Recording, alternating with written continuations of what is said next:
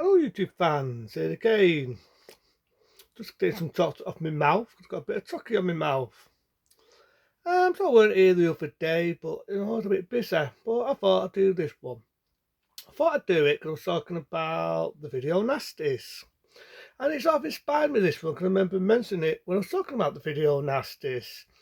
That being the battle of the Betamax and the VHS. How many people are still asking? Why not? Why not?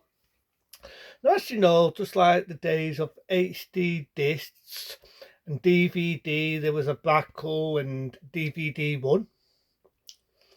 And now we all know we got Blu-ray, you can watch things on Amazon, you can watch things on any sort of network going. Well, before all this, there was a thing called the VHS, and there was also another thing called the Betamax, right? But in America, some die. You thought of doing this date thing because movies were big. You had the theatrical like theatres, and you go to cinema and watch movies, and so on. So they decided wouldn't it be cool to actually watch a film on a program on an actual film itself. And don't forget, this was new. This was technology. So they tried something like it in America. They tried to bring it over here, and it never worked. Never rubbed off. But then as this went on into the early 80s, well, not really, you could say the mid 70s, 74, 75, that's when the video recorder come out. But then we had the thing through the early 80s called the Betamax. And the thing was, the Betamax I always thought was better. Shoot me. I thought it was better, and I'm going to say why I thought the Betamax was better. Number one, they were a lot smaller, the actual traces themselves. The machines were a lot smaller, and the film for that era was brilliant. It was better than the VHS, because VHS back in them days, you had to do it manually, you had to stand it, you had to turn and all this. The film was always deteriorating, and it was a pain in the fucking ass, pardon my friends, but it was. It was. So that's one thing where the Betamax wins the VHS, meaning the video recorder. But the thing is, Betamax wasn't very good at selling their stuff. They never had a good market for what people wanted. And back then, the difference was you couldn't put an everyday video in a Betamax machine. They both would not work that way. And without burping, the other thing was they didn't have to market. The only thing with the video recorders back in them days were they were FM. They cost a hell of a lot of money back in them days. And if you've got 5 or 6 of these big fucking things, you could build a fucking house with them. I shit you not, you could build a fucking house with these big dock off fucking things. They were big, they were ever. You could barely fucking and toss an arm and a leg. But I think the thing that also beat the Betamax was the fact that they had a good range of films. And of course, back in the early 80s, that's when the video nasties started to hit the market. So I think with the VHS, that's how it beat in it. They had a better way of marketing their stuff. They knew how to sell their stuff, and offensive error. But saying that, the Betamax, when you think about it, did last a good amount of this. It lasted, I say, going into the late 80s, and then it was bye-bye to the Betamax, and as we all know, VHS won. The video recorder won, and it went on right through to the 90s, and it's only when we got into early 2000 we had this next technology. Well, it was coming out in the late 90s, I should say.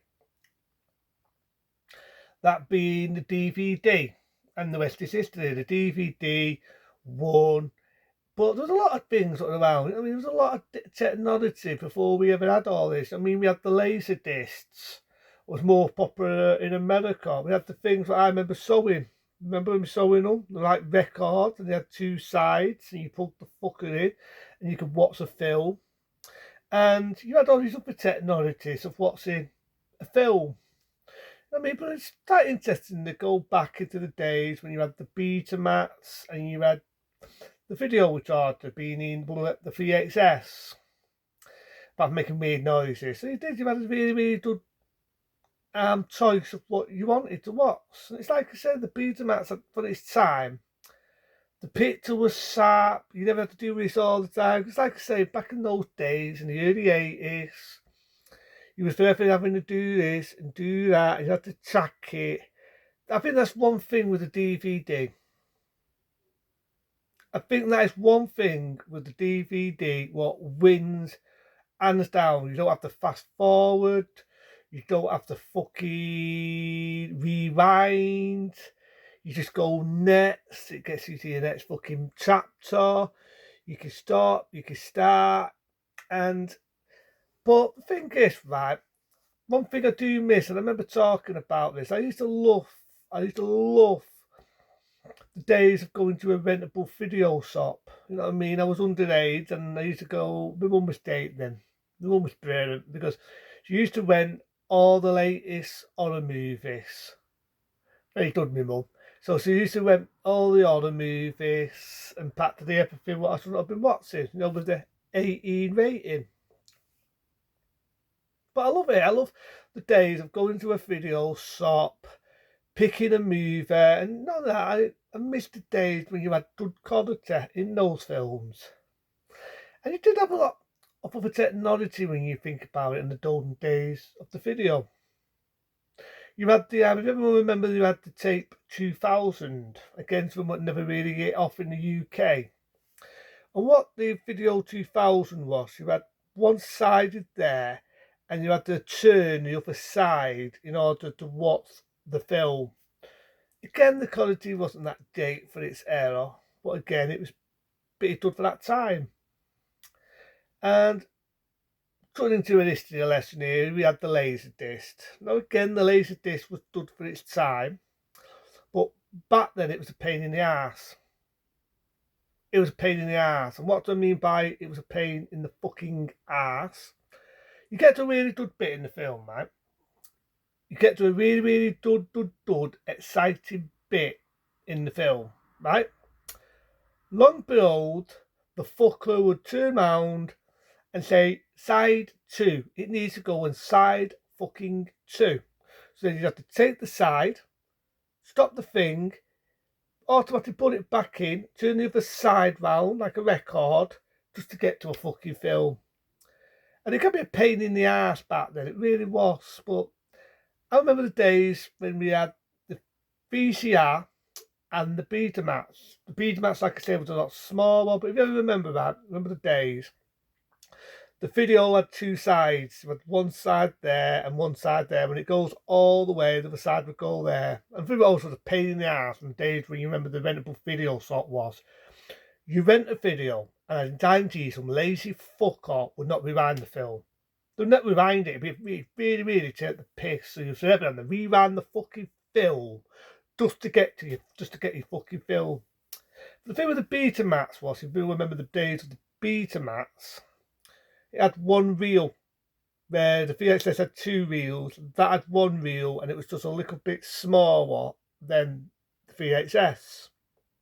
It's like I said about bullying you all over this and repeating myself. The VHS won, the Betamax was no more, and the rest was history. But it's just interesting to talk a bit back in those golden days. Remember the days when we all had a VCR and it took an arm and a leg to fucking buy one. It's just interesting to go back into that golden era, but into them. I'll talk about more stuff on the way, and it's like I say, if there's anything you want me to talk about, to be a nice to test, or a thumbs up, or maybe a nice comment. It'd be nice to have a nice comment, or maybe to have an extra sub on the way.